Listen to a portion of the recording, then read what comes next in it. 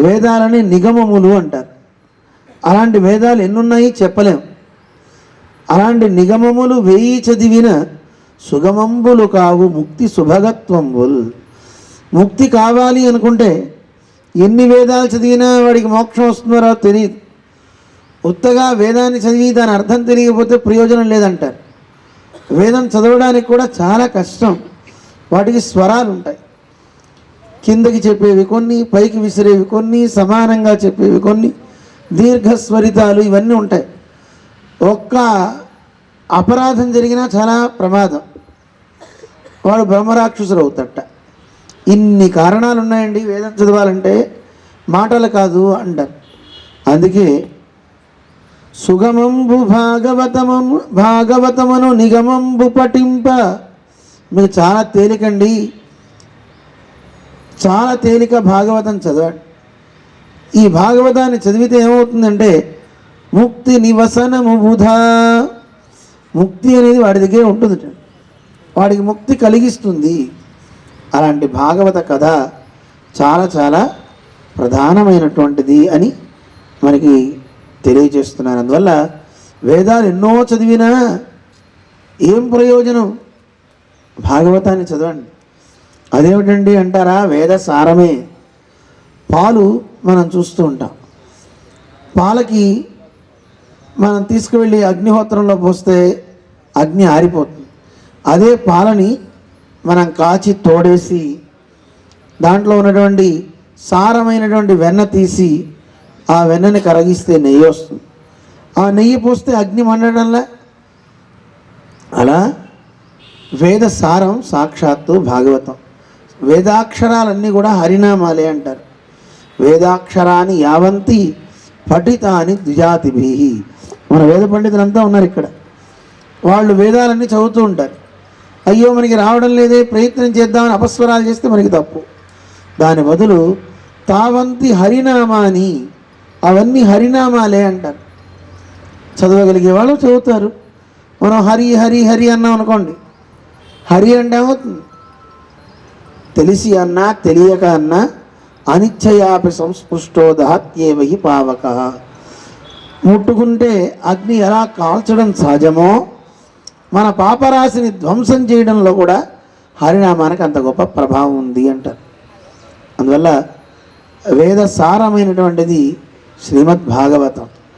ఈ భాగవతాన్ని మనం గ్రంథరాజంలో మనం చూస్తున్నాం. ఎందుకంటే శ్రీకృష్ణ పరమాత్మ కృష్ణావతారాన్ని చాలించి వెళ్ళిపోయే సందర్భంలో అడిగేట ఉద్ధవుడు, కృష్ణ నువ్వు వెళ్ళిపోతున్నావు, మరి నువ్వు వెళ్ళిపోతే కలియుగం వస్తే ఎలా? భూభారాన్ని తగ్గించడానికి నువ్వు అవతరించావు, మరి ఇప్పుడు ఏమిటి పరిస్థితి అని అడిగితే అప్పుడు కృష్ణుడు చెప్పాట, నేను వాంగ్మయ రూపంలో వస్తా, అంటే గ్రంథరాజ రూపంలో భాగవతం అనేటటువంటి గ్రంథరాజంగా నేను ఉంటాను అన్నాడు. అందుకే భాగవతాఖ్యోయం ఇందా చదివారు కదా, ప్రత్యక్ష కృష్ణ ఏవయి.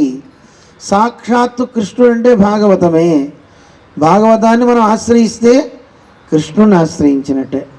భాగవతంలో మనకి 12 స్కంధాలు ఉన్నాయి. ఒక్కొక్క స్కంధం ఆ స్వామి యొక్క దివ్య మంగళ విగ్రహంలోని భాగాలు. ఎలా ఇందాక మనం చదివాం, పాదౌ యదీయౌ ప్రథమ ద్వితీయౌ. మనకి 2 పాదాలు ఉన్నట్టుగానే పరమాత్మకి 2 పాదాలు. ఆ 2 పాదాలు ఏమిటండి అంటే 1, 2 స్కందాలు. తృతీయ తుర్యౌ కథితౌ యదూరు. స్వామి యొక్క తొడలు ఏవైతే ఉన్నాయో అవి 3, 4 స్కందాలు. నాభిస్తదా పంచమ ఏవ. 5వ స్కందం స్వామి యొక్క నాభి. వక్షస్థలం స్వామికి 2 భుజాలకి మధ్యలో ఉండేది ఏదైతే ఉందో అది 6వ స్కందం. ఆ పక్కన 2 భుజాలు దోర్యుగళం తధాన్యౌ. 7, 8 ఈ స్కంధాలు స్వామి యొక్క భుజస్కంధాలు. కంఠస్థురాజన్ నవమో యదీయో. 9వ స్కంధం స్వామి యొక్క కంఠం. దశ ముఖారవిందం దశమం ప్రఫుల్లం. స్వామి యొక్క ముఖారవిందం ఏదైతే ఉందో వదనారవిందం అంటాం, అది 10వ స్కంధం. ఏకాదశో యస్య లలాటపట్టం, స్వామి యొక్క లలాటం 11వ స్కందం. శిరోపితు ద్వాదశ ఏవ భాతి, 12వ స్కందం శిరస్సు అనమాట. ఇలా ఒక్కొక్క స్కందము స్వామి యొక్క ఒక్కొక్క భాగం కింద మనకి వివరించారు మన పెద్దలు. అందువల్ల కలియుగంలో కృష్ణుడు గ్రంథరాజన రూపంలో ఉంటున్నాడు. కృష్ణస్య వాంగ్మయీ మూర్తి అంటారు.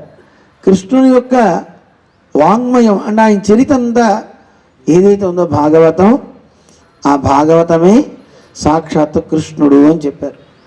అందుకే భాగవతాన్ని 2 రకాలుగా వర్ణిస్తారు.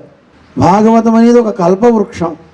ఎవరు ఆశ్రయిస్తారో ఆశ్రయించిన వాళ్ళందరికీ కూడా కల్పవృక్షం ఎలా అయితే సకల సంపదల్ని ఇస్తుందో, భాగవతం కూడా అలా కల్పవృక్షంగా వాళ్ళకి ఫలాలు ఇస్తుంది అంటారు. చూద్దాం ఒకసారి. కల్పవృక్షానికి భాగవతానికి అందమైన పోలిక పెట్టారు మన పోతనామాత్యుల వారు. చూద్దాం. కల్పవృక్షం ఏదైనా ఒక వృక్షం తీసుకుంటే వృక్షానికి కింద పాదు ఉంటుంది, కాండం ఉంటుంది, కొమ్మలు ఉంటాయి, ఆకులు ఉంటాయి, పుష్పాలు ఉంటాయి, ఫలాలు ఉంటాయి కదా. అలా మరి భాగవతానికి కూడా అన్ని రకాలుగా ఒక వృక్షానికి ఒకే శ్లోకంలో ఒక పద్యంలో అటు చెట్టు కింద పోలుస్తారు, ఇటు భాగవతానికి. రెండిటికి అన్వయం చాలా అందంగా అవుతుంది. లలిత స్కంధము కృష్ణమూలము సుఖాలాపాభిరామంబు అంటూ వర్ణిస్తారు పోతనామాత్యుల వారు. ఎలా ఉందిటండి? లలిత స్కంధము కల్పవృక్షం లాంటిది కదండి ఈ భాగవతం. భాగవతం అనే కల్పవృక్షం ఎలా ఉంది అంటే దాని స్కంధం లలితంగా ఉంది అన్నారు. చుట్టూ ఉండేది పైన మధ్యలో ఉండే స్కంధం లలితంగా ఉంది. ఇప్పుడు చెట్టు కింద తీసుకుంటూ వెళ్దాం, అటు భాగవతానికి చెప్పుకుందాం. భాగవతంలో స్కంధములు అంటారు, రామాయణంలో కాండలు అంటారు. బాలకాండ, అయోధ్యకాండ, అరణ్యకాండ ఎలా మనం చెప్పుకుంటామో భాగవతంలో స్కంధాలు అని పిలుస్తారు. ఇక్కడ లలిత స్కంధము, ఒక్కొక్క స్కంధము లాలిత్యంతో ఉన్నాయటండి. అంటే ఏమిటి లాలిత్యం అంటే, స్కంధాలు మనం చూసినట్లయితే ఏ స్కంధంలో ఏం పెట్టాలి, ఏ ఘట్టాన్ని అమర్చాలి, అది కూడా చాలా కష్టమే కదండి. ఒక స్కంధంలో అసలు పరీక్ష నరేంద్రుడు ఎవరు, ఎలా వచ్చాడు, ఏమిటి, వాటన్నిటిని చెప్పాలి. అసలు పూర్వం నుంచి వచ్చిన చరిత్ర అంతా రావాలి. ఏ స్కంధంలో సృష్టిక్రమాన్ని చెప్పాలి, ఏ స్కంధంలో మళ్ళీ భాగవతోత్తముల కథ చెప్పాలి, ఏ స్కంధంలో మన్వంతరాల కథలు చెప్పాలి, ఇవన్నీ ఎక్కడెక్కడ ఎలా చెప్పాలి అనేది ఒక ఆర్డర్ చూసుకుంటూ వెళ్తే చాలా అందంగా మనకు కనపడుతూ ఉంటుంది అన్నమాట. అందువల్ల లలిత స్కంధము కృష్ణమూలము. కల్పవృక్షం దగ్గరికి వెళ్తే దానికి మూలం నల్లగా ఉందిటండి, కింద వేర్లు. ఏ చెట్టు దగ్గరికి వెళ్ళినా వేరు ఎలా ఉంటుందండి? నల్లగానేగా ఉండేది. మరి భాగవతానికి మూలం ఎవరు? హీరో ఎవరండి భాగవతంలో? కృష్ణుడే. కృష్ణమూలము. ఎవరు కృష్ణ అంటే? కృష్ణ అంటే కృషిర్భూవాచక శబ్ద నశ్చ నిర్వృతివాచక. కృష్ అంటే అపరిమితమైనటువంటి, నా అంటే ఆనందం. అపరిమితమైన ఆనందం కలవాడు, ఆ ఆనందాన్ని ఇచ్చేవాడు. అలాంటి వాడు కృష్ణమూలము. సుఖాలాపాభిరామంబు. ఏమండోయ్, ఈ భాగవతం అనే చెట్టు మీద సుఖం ఒక చిలుక చక్కగా పలుకుతోందండి. సుఖ ఆలాపాభిరామంబు. ఎంత అద్భుతంగా అరుస్తుందో చిలక అన్నారు.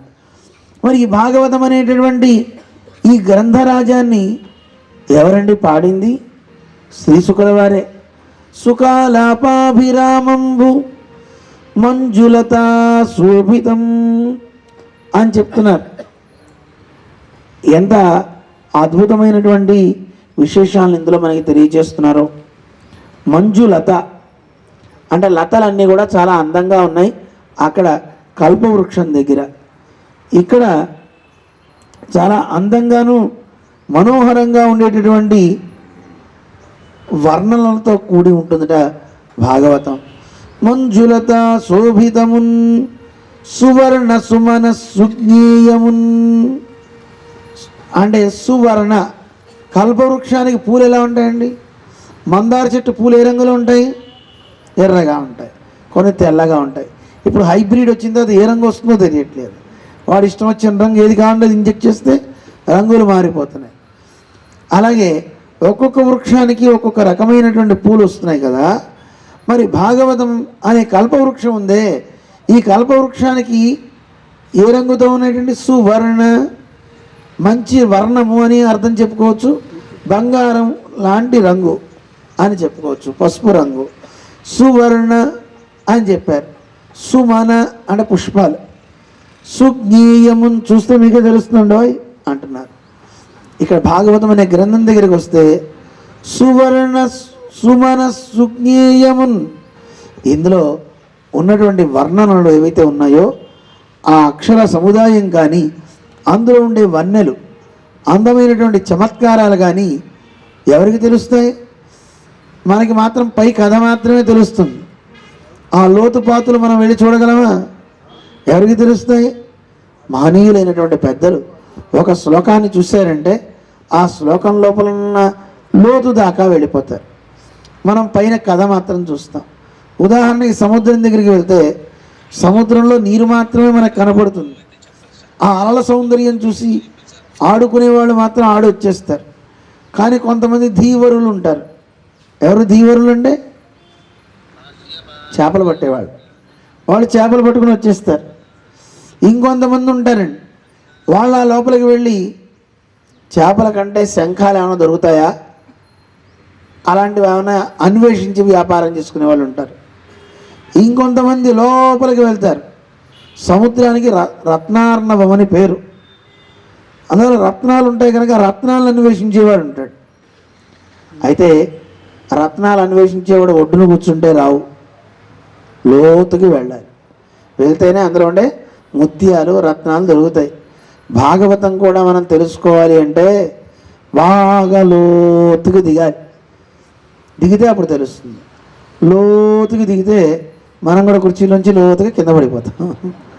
ఎందుకంటే చెప్పేవాడు బాగా లోతుపాతులు చూసి చెప్పినా వినేవాడికి అంత సౌఖ్యం ఉండదండి. వినేవాళ్ళకి ఆ పై పై కథలలో అందులో ఉండే చమత్కారాలతో. నాకు తెలిసిన ఒక గురువుగారు ఒక ఆయన ఉన్నారండి, బ్రహ్మాండంగా విశేషాలన్నీ చెప్తారు. కానీ విచిత్రం అంటే ఆయన చెప్తే ఒక్కరే వింటారు, ఇద్దరు వింటారు అంతే. ఎందుకని? రహస్యార్థాలన్నీ చెప్తారు. మిగతా వాళ్ళకి అక్కడ కూర్చుంటే అబ్బో ఇంకెప్పుడు అవుతుందో అనిపిస్తుంది. అదే పై పైన చరిత్ర మనం వింటూ ఉంటే హాయిగా తొందరగా విందాన్ని చమత్కారాలు ఉన్నాయి కదా అనిపిస్తుంది. కానీ ఎప్పుడైనా మనం బాగా శ్రవణం చేయగలిగితే అందులో ఉండే మనం మొట్టమొదటి శ్లోకం నిన్న చెప్పుకున్నాం, దానికి ఎన్ని అర్థాలు చెప్పారు.